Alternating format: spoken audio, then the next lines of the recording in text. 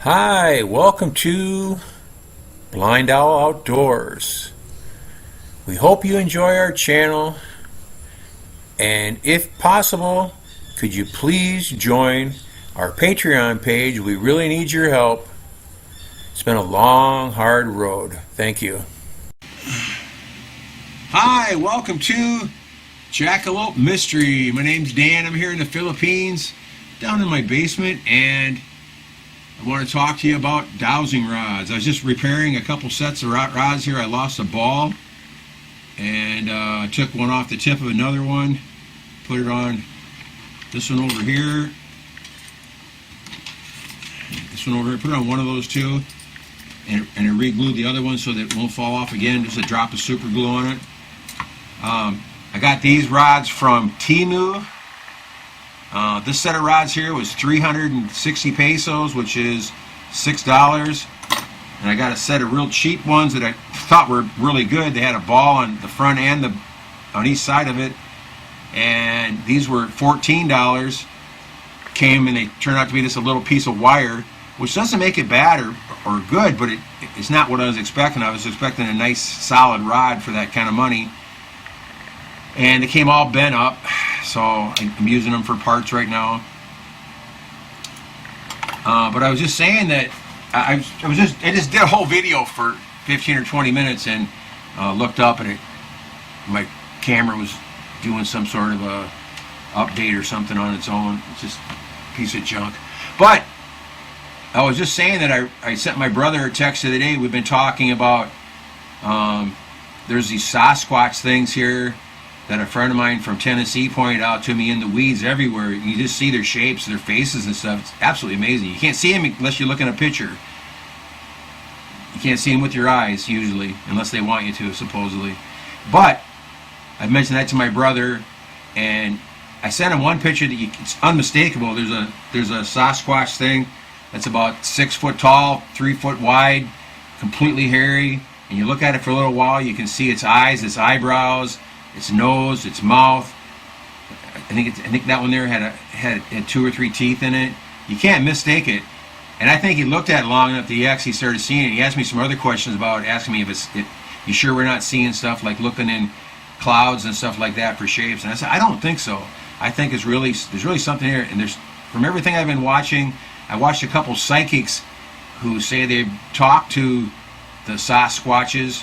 There's all different kinds. There's a whole bunch of different types of them, and they're up in the mountains in I believe Washington. The psychic lady in a special sacred spot that they do readings for people that they can contact the other side for dead people, and she believes she can do that, and people pay her to do that. So she was up there one day, and her daughter, and her husband, they saw a Sasquatch just standing there looking at him, probably checking him out or something like that. And they were all amazed at it. It just basically almost disappeared. And then she came back another time, and the same one, looked like the same one, came back out again and stood there.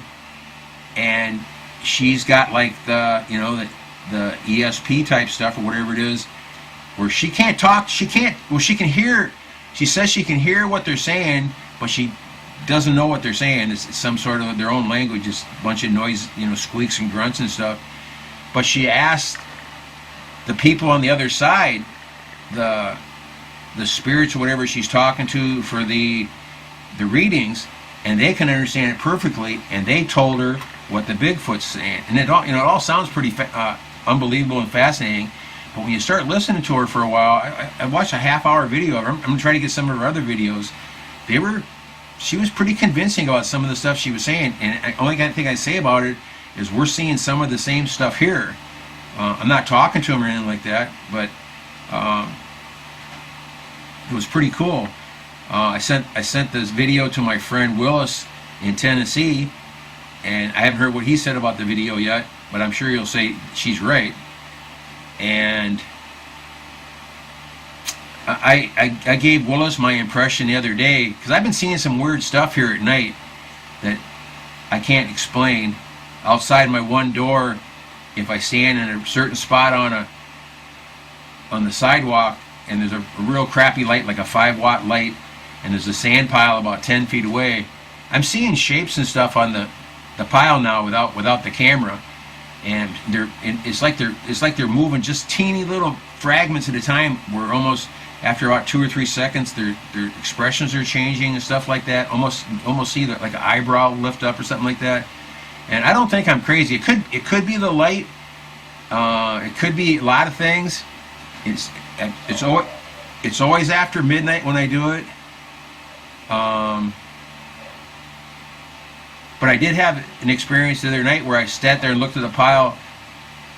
I stared at it for too long. I sat there for 20 minutes, but I was staring at it for too long at a time, and all the grass and stuff kind of started swirling too. So it might just be some sort of reaction with my pupils and the light and the darkness and stuff and the shadows. I don't know, but it's like I'm seeing something. But it's the exact same shapes we're seeing in pictures and stuff. So that's why I'm saying there's probably something to it. But my opinion, I told Willis, was I believe that their frequency is different than our frequency, and that's why the camera's taken say it's taken a 125th of a second snapshot in freezing time. Same with the video. When you freeze the video and you're taking one frame out of that video, you're stopping time, and then you can see the different images and their faces. There's orbs. I've been seeing these a real small blue light in some of the videos, way out in the distance, like in the woods in the jungle. And I have no neighbors in 3 directions in my house, no neighbors whatsoever. So there's nothing out there except for jungle for a couple miles. So there's no way there can be any lights there. And I'm seeing the orbs, and I'm seeing white lights on trees and stuff like that. Some of them look to be the size of the blue lights seem to be about the size of a end of a pencil, but when you full magnify to it, it's just a crystal clear blue dot. Some of the white lights are even smaller than that. I thought maybe it was shine, like eye shine from doing flashes and stuff. Again, that's what I talked to my brother. He's Mr. Scientist. He was a science teacher, and he doesn't believe nothing about anything, so it doesn't make any sense. But he says he's saying that the orbs I took picture of today, that's dust or something in the air. And there's no way that there's dust in the air at night that's the size of a volleyball. And you can see right where they're at. They're like, some of them are 10 or 12 feet away in the garden because there's fences and stuff that delineate distances. Some of them are up close. I had one the other day. I went out the other day at midnight, and I took a whole bunch of pictures. I don't know what's on them until I go and look at the computer. I think I took 60-some pictures walking around the outside of the yard. I came back in, had a bunch of different things, a lot of faces, a few orbs here and there. Then I had 3 pictures in a row that were just covered with little tiny white dots and some orbs that looked like they were about a ½ inch across. The screen was covered with them. It almost looked like snow. Now that, I could see where that could have been pollen or something, or dust. There's no wind or nothing, but it could have been something. But the picture before it, the 3 pictures, was crystal clear, and the picture right after the 3 pictures were crystal clear, and both the picture before and the picture after were within 5 or 6 feet of where I was taking pictures, because I take pictures in a row, across the area. So there's something there. I don't know what it is, but my friend Willis said, he says, as far as he's concerned, he's exactly right. He's saying they're coming from a different dimension, and their frequency is different than ours. That's why they can come and go as they please. The lady from Washington that can read minds, that can talk to the dead people, who talk to the Sasquatch type people, and they're not animals. They're actually some sort of a race. And she says, they said they're from another dimension, a very close dimension to ours, and they come back and forth. They said they like it here better because there's more food and stuff like that. There's food and water wherever they want to go. And I don't know what they're eating. They're eating small animals and stuff. I have no idea. I had another friend in Minnesota that he lives in a small camper in his mother's farmyard, and something came over and hit his camper. I think it was like 3 different times. It wasn't at the same night, but 3 different times. Hit his camper hard and rocked it. And they're out in the middle of the country nowhere, and the only other person on the property is this 85-year-old mom. And I think it was the third time that it happened, he called me right up. I happened to be on Messenger, and he said, man, something just smashed into my trailer. I don't know what it is. He took his 30-06 outside and a flashlight looking around for something to shoot, but there's nothing there. And I told him, go in the house, go in your mom's house right now, get 3 apples, and see if anybody has, if you have a candy bar or something like that, put a couple candy bars out and tie them up so that a squirrel can't just run away with them. And the next morning, he put them up in one tree, about 10 or 12 foot up in the tree, and the next morning they were all gone, around just after sunup when he got up. So the squirrels aren't running around in the dark. So something was there. And this was when this was last spring, in March I believe it was, when the area where he lives at, the boundary of his mom's property is a state park, so it's miles of nothing there too. And the whole area between his house and the state park, there's a river, and it's completely flooded up over the banks, and that's when this thing came out. And probably his cave or something got full of water or whatever, so it's just out kind of roaming around. But supposedly they can see us no problem. They can understand any language supposedly. Like here in the Philippines, I have my wife talk Visayan and stuff. My wife's been exposed to these, they call them capris here, and they're anywhere from 6 to 10 feet tall. They live in the trees, the mango trees, the big trees, and they're big jokers and stuff. And at night they smoke tobacco leaves, like not like a cigarette, not even like a cigar, even just raw tobacco leaves that are dry. It's a real strong smell, because that's what all the old ladies here smoke, is tobacco leaves. But she would smell tobacco all the time. Her sister and brother-in-law just built a new house, and they have tobacco smells in their house quite a bit until about 6 months ago, where her uncle said the capri that was living there, that was living between the sister's house and his apartment, and it moved about halfway towards our house and into a mango tree. And the only reason they can say that is because around midnight or after midnight, 2, 3 o'clock in the morning, you hear a lot of weird grunts. Marife says they fart like crazy. The one that lived behind her house when she was a kid, and her parents, they just accepted it. It was just something that was there. And they're real religious. They're Foursquare gospel people, and they don't know. Again, they don't know what it is, but they know it's something. And it's very common here.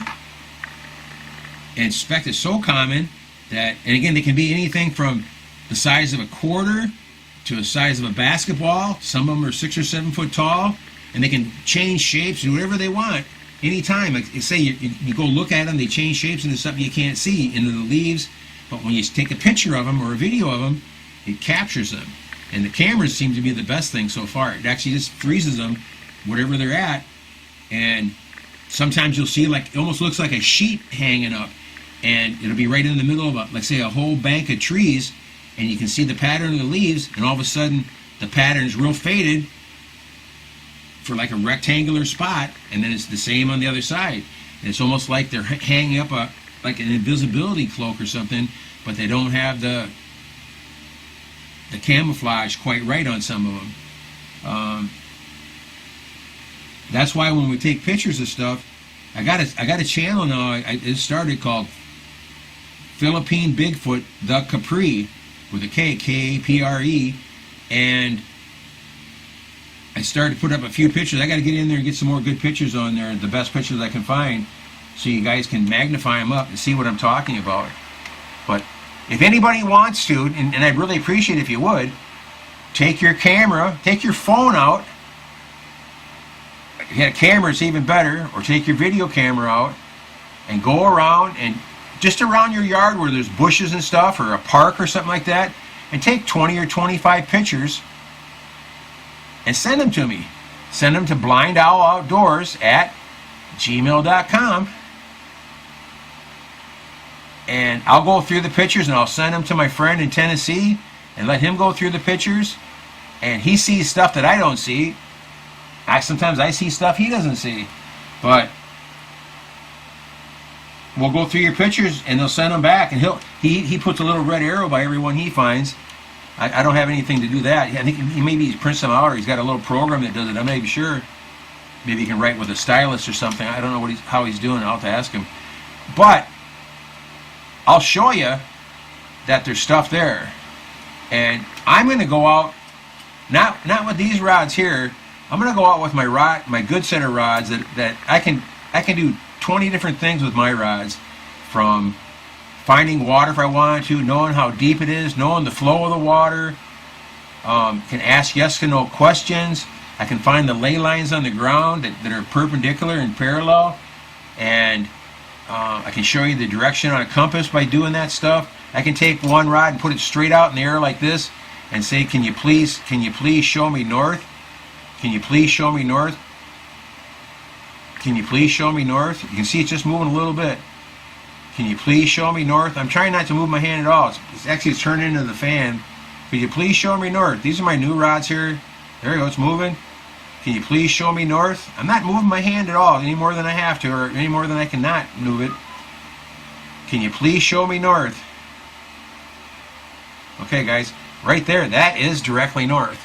And I can move the rods with my hand, but not just a little bit, and then go to a spot without tilting it and moving my hand around, like right to there. That's north. I'm not doing that.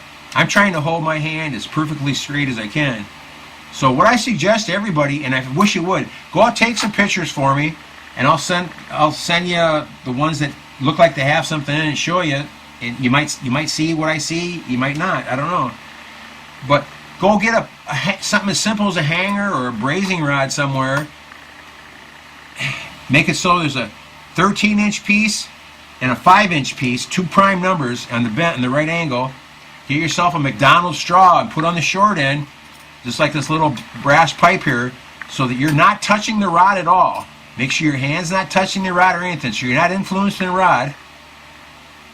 And then take your pair of rods and you put them. I put my elbows straight, my arms straight down with my elbows bent, just so it's nice and comfortable. Some of the people here, like our two pastors that can find water, they put their hands right on their chest, their fists on their chest. They think being closer to their heart gives them more power. But they find water. They've never not found water when they look for it. But take your two rods with your straws on them. Don't think of water. Don't think of nothing. Even have them pointing down a little bit, and just walk around your yard for 2 minutes. A little bit. Nice and slow, steady pace. Real slow, steady pace. Okay? Look at some of my videos and see how I walk. Okay? Then just stop in your yard anywhere. I don't care where you stop at. Turn in any direction. It doesn't matter. And then, before you move, say, just like this, could I please have a ley line? L-E-Y, a ley line. Could I please have a ley line? And walk straight in one direction, anywhere from 1 or 2 up to 12 or 13 steps. The rods are going to cross or go open, but most likely they're going to cross. That usually means yes. Mark it somehow on the ground, paint can in the grass, whatever, to make a difference, a stick, a rock, and then keep going from that spot. And before you take a step, say, could I please have another ley line? Walk along. From that first one, within 12 steps, the rods are going to cross again, as long as you ask that question and nothing else. Just like I'm saying it, could I please have a ley line? The rods will cross again. Okay? So after the second one, walk perpendicular to that line you just made between the two of them. Walk 25, 30 feet away from that, and then walk towards the line and say again, can I please have a ley line? And wherever you stopped at, within 1 to 12 steps, the rods will cross. Okay? Mark it. Keep walking towards your first line. Can I please have another ley line? If you get lucky, your last mark will be close to that line. And then take your rods and put it so they cross. Make this the one line, make this the other line where they cross. Then take the rods, turn them 45 degrees, take them like this and turn them 45 degrees just on the ground and set them down. Go get your compass, and I guarantee you that your rods will be so close to the northeast, south, and west, you'll just be amazed. Okay? Once you do that a few times, do that one night, don't ask any question about water or anything silly like that. Just do this line thing and start just small. Do that 2 or 3 days until you feel like you're confidently finding the ley lines. Then the next thing to do is, I like to ask questions. I hold the rod completely straight out in front of my arm, way out, and I'll ask a question, like say I'm standing there with my wife, and my wife has on, let's say she has on a black shirt. I'll say, does my wife have a white shirt on? And my rods instantly go to the out on both sides, saying no. Then I'll ask another question, is the sky blue today? And if it is blue, they will cross. Okay? Then I'll ask the question, something like, is it going to rain today? And it'll either say yes or no. It'll either cross or it'll go out. Out's no, cross is yes. Then I'll go back to my wife's shirt and say, is my wife's shirt, I can't remember what it was first, it was black. Is my wife's shirt black? And then the rods will cross. Don't ask the same question twice in a row. Don't ask, is her shirt black 2 times in a row? Most of the time they won't move. Why? I don't know. I can't tell you why any of this stuff works, but it does. You know, put a volleyball or a softball or a watermelon on the ground right where you're at, and whatever it is, ask something that it's not. Say it's a watermelon. Say, is this a volleyball? The rods will go straight out. And and say you got a softball on it too, and go across. Is this a softball? Well, the rods are going to cross and say yes. It's just absolutely amazing. I don't know how it works, guys. And then you want to go farther than that. After you've done all that stuff for 3 or 4 days, 5 days, a week, then walk out somewhere where you say you have an interest in trying to find water or something. Say, could you please show me? In fact, what I do is I stick my arm straight out in the air, straight out as far as I can with just one rod, and I say, can you please show me the nearest potable water source? And the rod will usually turn some direction where it's at. If it doesn't say state, I point a different direction and say, could you please show me the potable water? Sometimes it'll point right in the direction that my other rod was pointing. Okay? So let's say it's pointing this way right here. I pick up my other rod and I say, can you please show me the potable water?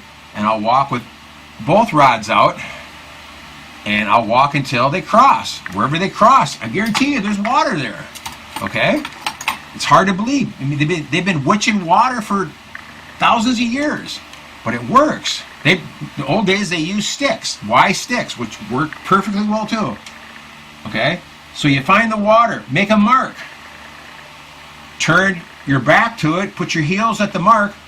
Before you walk away, have the rods out in front of you with your elbows straight down so you're nice and relaxed, so they're both straight out, and say, could you please cross the rods at the depth of the water by feet?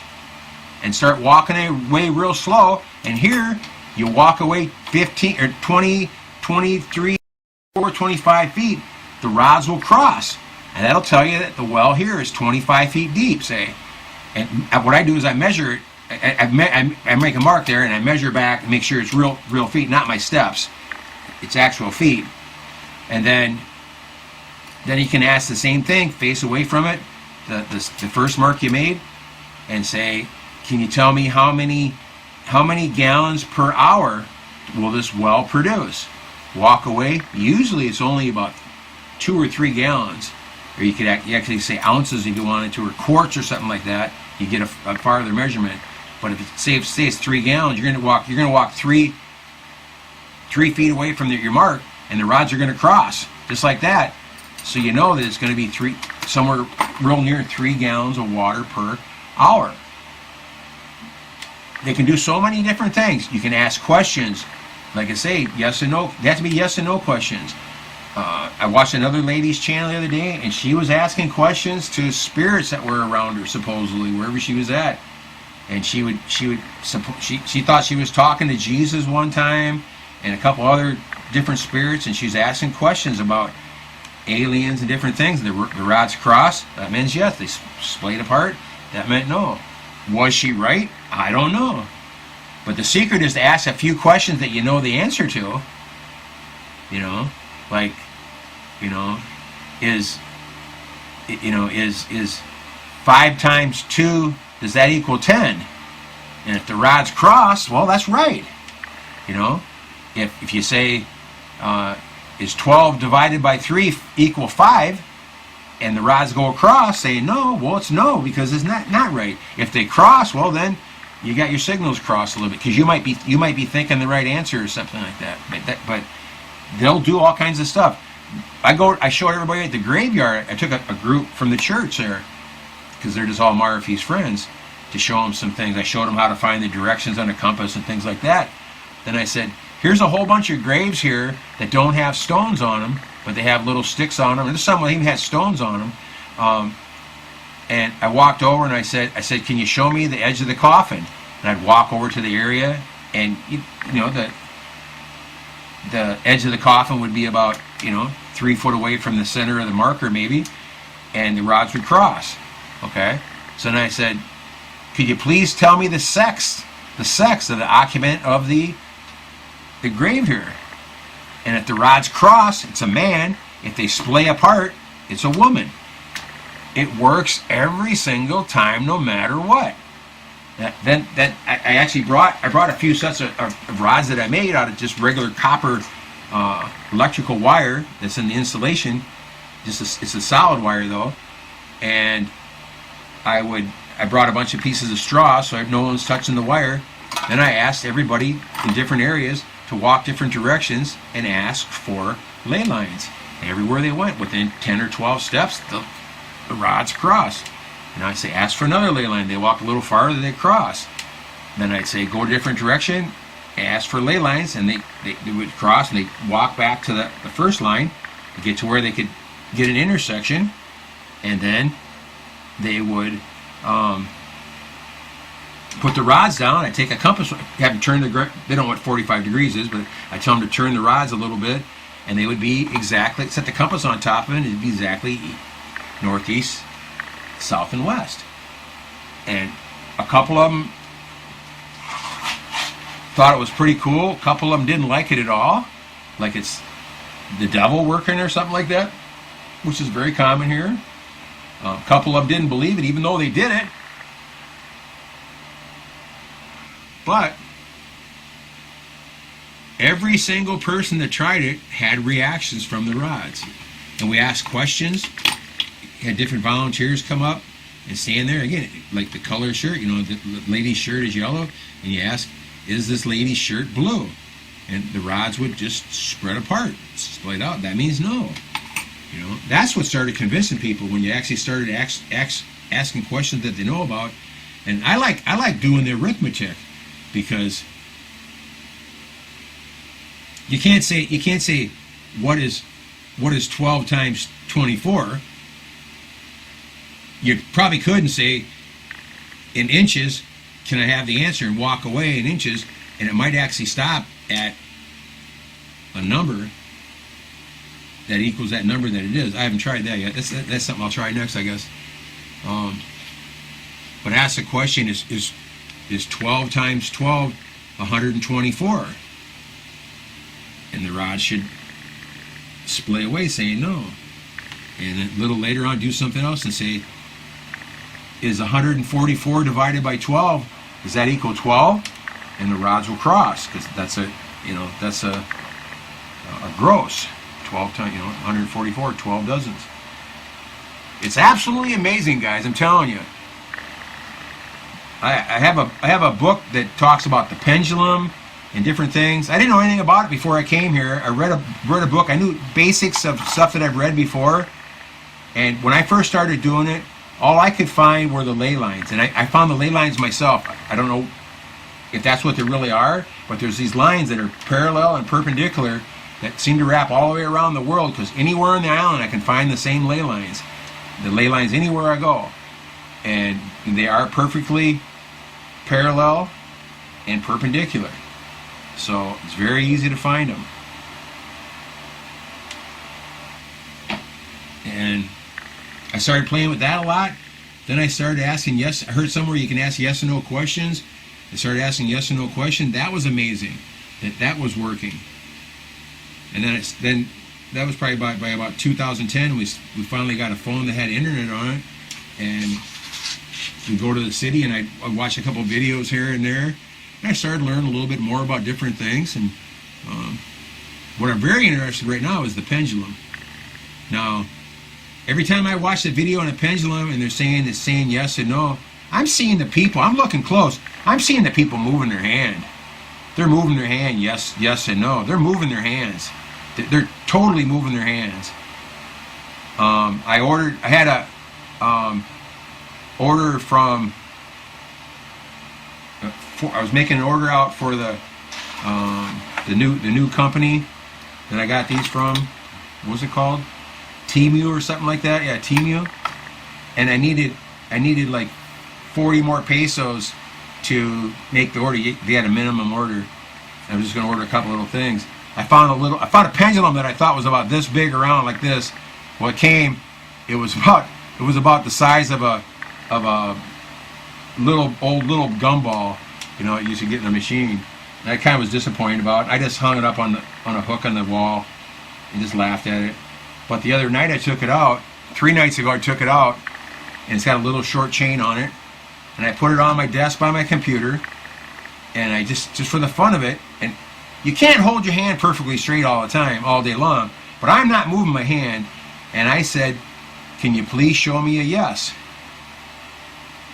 And I said it like 3 times. "Can you please show me a yes?" And within 10 or 15 seconds, that stupid pendulum started just moving just a little bit. Then it started rocking back and forth about a 2-inch arc. Then I said, "Could you please show me no?" And first I stopped it from moving, and I said, "Could you please show me no?" And again, it took about 20-30 seconds. The pendulum started slowly moving in this direction, back and forth, which would be opposite of the other one. And I thought that was really cool. I did that 2 times, and it worked both times. Then I asked it a question. I can't remember what the question that I asked it. It was just a yes or no question. And it said yes, because yes was the proper answer. And I put the pendulum away. The next night, I went over to the Marife's sister and brother-in-law's house. And I grabbed the thing and put it in my pocket, because I've been talking to my brother-in-law about the faces and stuff. And I showed him some of my pictures. I said, "What do you think that is?" "That's a face. There's no two ways about it. That's a face." And I showed our friend Philip, who's a genius. He's an economics genius. He's a theology genius. Everything. And I showed him some pictures, and I showed him one picture. I said, "What do you think? What do you think this is?" He goes, "I don't know, but that sure looks like a face to me." And it was a face with a pointy nose. And I said, "What about here? Can you see this here? It's kind of all blurry and black." But I said, when I pointed out here, I'm going to show you the eyes, the nose, the nostrils, and the mouth. And he looks at it for a couple seconds, goes, "Wow, I really can see a face there." And I said, "That's what our friend in Tennessee is calling a Sasquatch." And they come in all different shapes and sizes. And he goes, where did you take that picture at?" I said, "Well, Philip, I took it on your driveway. It was part of a video. And I took it on your driveway, and I just took a frame out of it because this other guy asked me to look in different pictures I got, and I found that on your driveway." First thing he says is, "Don't tell Beth. Don't tell his wife, because she's very superstitious." But he saw 2 faces in the first picture I showed him. But I took the pendulum over to Mark and Ruth's house, the sister and brother-in-law, and I got away from the fan completely over the table, and I explained what I was doing and what I did at home. And I said, I asked, "Could you please show me a yes?" And I said, "Watch my hand really close. Make sure I'm not moving." And the thing moved just a teeny little bit. And I think it's just because my hand's twitching. I'm getting old. I can't hold perfectly still. But it didn't swing either direction. So I put it back in my pocket, and I lost it now. I don't know where it's at. Might be in the car. Might be somewhere else. I don't know. I didn't put it back where it was hanging. So I don't know where it's at. In fact, next order, I'm going to order an extra one just for the fun of it. You don't need a pendulum. You can use a nut or a bolt, a bead, a piece of stick, anything you got that's got a hole in it that you can tie a string to. and try it. I think the key is having an open mind. Again, I am 100% a doubter in pendulum until I saw what it did in my own room. And I did read an article years ago in my pendulum book about a colonel in the British Army that had 75,000 men in his brigade, and there was no water, and getting close to people were starting to get really sick and almost dying. He had to find water somewhere, and he got a map out of, let's say, like the county that he was in. He made it all in grids. He touched a grid with his riding crop or whatever he had, a piece of stick, and asked his pendulum, "Is there water here?" And it was just saying no all the time. And a lot of times it goes in circles. It would say counterclockwise yes, clockwise is no or whatever. And he finally found a grid spot that said yes. So he took that grid spot, broke that into grids until he finally found where it was at. And then he asked questions about how much water is there and how deep is it. And it was like 75 feet deep and like 15 gallons or 20 gallons an hour or whatever it was. And he's got 75,000 men, so they dug a hole, and right in that spot they hit water, and the whole brigade was saved, and they went on with their mission where they're, what were they doing? Taking over India or something? I have no idea what they were doing, but it's very interesting. I got to go outside for a second, guys. I'm about ready to pee my pants. I'm sure you want to know that. Take care. Hashtag 22 a day no more. I'll put this up on my channel, and I'll put a link to it on the other channels so you can listen to this. Just do what just humor me and do what I say about taking a coat hanger and a McDonald's straw bent in a 90-degree angle, walk around your yard a little bit and ask the exact questions the way I asked the questions here and told you, and I guarantee you, I say 9 out of 10 of you, and probably 10 out of 10 of you will get a reaction from it. And then have your wife do it or something like that, or your kid or something like that. Kids can do it just like that because their minds aren't clogged with that it's not going to work. But my daughter is amazing with the dowsing rod. You can't even believe what she can do with them. It's absolutely amazing. Because when I taught her how to do it when she was 10 years old, her mind was completely innocent. She didn't have any concept of anything whatsoever. So, give it a try. Hashtag 22 day no more. Go out and have some fun. Watch your six really close. You never know what's going to happen after this election here. Thank the Lord for President Trump. God bless America, everybody. I'll talk to you later. Thanks for watching. Thanks for watching. Take care.